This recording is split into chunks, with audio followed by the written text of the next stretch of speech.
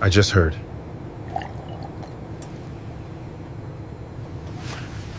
It is done. Her voice cut like a blade through the crowded boarding gate. That's my seat now. Deal with it. The white woman slid into the leather chair that wasn't hers, glaring as if daring anyone to challenge her. The man she had shoved aside said nothing. His silence unsettled the air around him. 5 minutes later, that silence would bring the entire airline to a stop.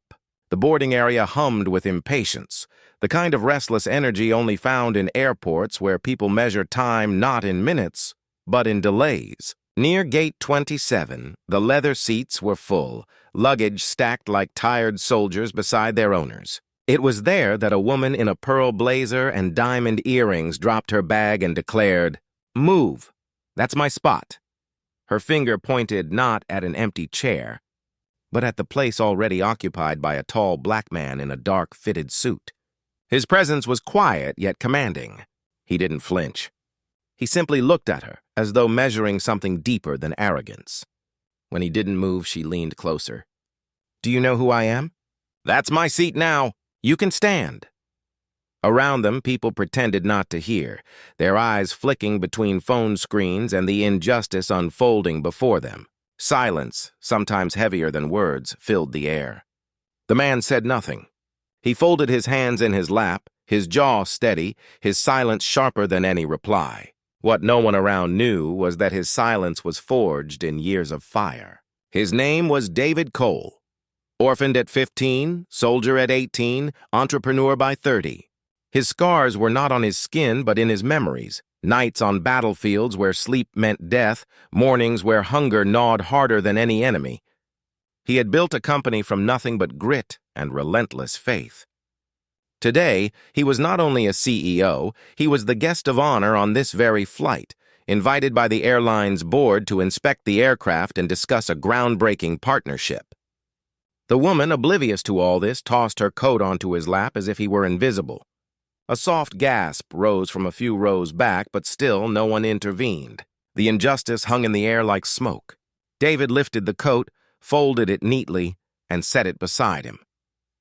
His calm was unsettling, almost frightening in its steadiness. His silence whispered, "Power does not need to shout." Minutes later, the boarding call began. The woman, certain she had won, strode toward the gate ahead of him. But as the line formed, a ripple of surprise moved through the crowd.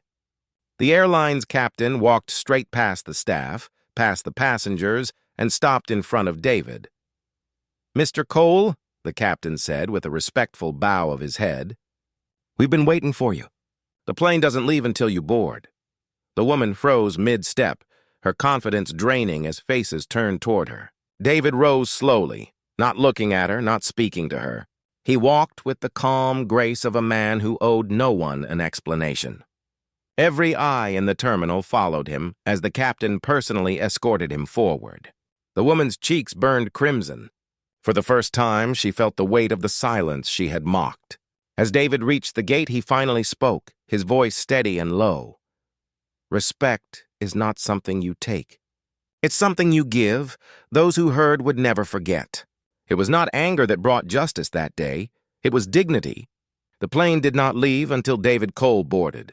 An entire airline had waited, grounded by the quiet strength of one man who chose silence over conflict and dignity over humiliation. And though he never once glanced back, everyone knew the balance of power had shifted forever. Some victories roar, others whisper, but the whispers echo the longest. And so, in a crowded terminal, the world was reminded that respect cannot be stolen. Silent strength speaks louder than arrogance, and dignity outlives mockery. What would you have done if you were there? Share your thoughts in the comments and let us know where you're watching from. And if stories of unseen strength inspire you, don't forget to subscribe for more powerful tales.